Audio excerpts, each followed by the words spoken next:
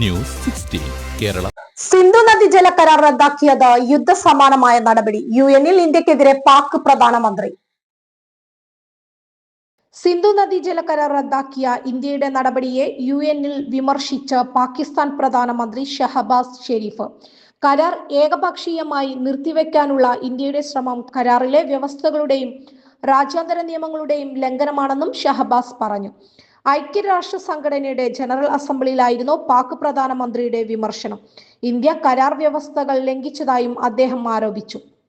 സിന്ധു നദി ജല കരാർ നിർത്തിവെക്കാനുള്ള ഇന്ത്യയുടെ ഏകപക്ഷീയവും നിയമവിരുദ്ധവുമായ ശ്രമം ഉടമ്പടിയുടെ വ്യവസ്ഥകളെയും അന്താരാഷ്ട്ര നിയമത്തിന്റെ മാനദണ്ഡങ്ങളെയും ലംഘിക്കുന്നതാണ്. ഈ ജലാശയങ്ങളിൽ തങ്ങളുടെ ജനങ്ങൾക്കുള്ള അഭേദ്യമായ അവകാശം സംരക്ഷിക്കുമെന്നും പാകിസ്ഥാൻ വ്യക്തമായി പറഞ്ഞിട്ടുണ്ട്.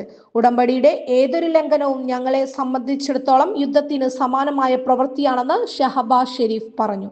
ഏപ്രിൽ 22-ന് പഹൽഗാമിൽ നടന്ന ഭീകരാക്രമണത്തിൽ 26 പേർ കൊല്ലപ്പെട്ടതിന് പിന്നാലെ പാകിസ്ഥാന്റെ അതിർത്തി കടന്നുള്ള ഭീകരവാദ ശ്രമത്തിനെതിരെ തിരിച്ചടിയുടെ ഭാഗമായാണ് ഇന്ത്യ സിന്ധു നദി ജല കരാർ റദ്ദാക്കിയത്.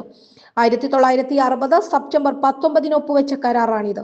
കരാർ പ്രകാരം സിന്ധു നദിയുമായി ബന്ധപ്പെട്ട് കിടക്കുന്ന 6 പ്രധാന നദികളുടെ ജലവിതരണം ഇന്ത്യക്കും പാകിസ്ഥാനുമിടയിൽ വിഭജിക്കപ്പെട്ടു. കരാർ പ്രകാരം സിന്ധു, ജലം, ജിനാബ് എന്നീ പടിഞ്ഞാറൻ നദികൾ പാകിസ്ഥാന്റെ നിയന്ത്രണത്തിലും കിഴക്കൻ നദികളായ ബിയാസ്, രവി, സത്ലജ് എന്നിവ ഇന്ത്യയുടെ നിയന്ത്രണത്തിലുമായിരിക്കും. ആർക്കും നൽകാത്ത ചെറുനദികൾ വ്യവസ്ഥകൾക്ക് വിധേയമായി ഇരു രാജ്യങ്ങൾക്കും ഉപയോഗിക്കാം. ഇത് പ്രകാരം സിന്ധു നദി വ്യവസ്ഥയുടെ മൊത്തം ജലത്തിന്റെ 20% ഇന്ത്യക്കും 80% പാകിസ്ഥാനുമാണ്. News 16 news desk. പക്ഷമില്ല, വിവേചനമില്ല. നേരിനൊപ്പം, നാടിനൊപ്പം, നാട്ടുകാർക്കൊപ്പം. News 16 Kerala channel.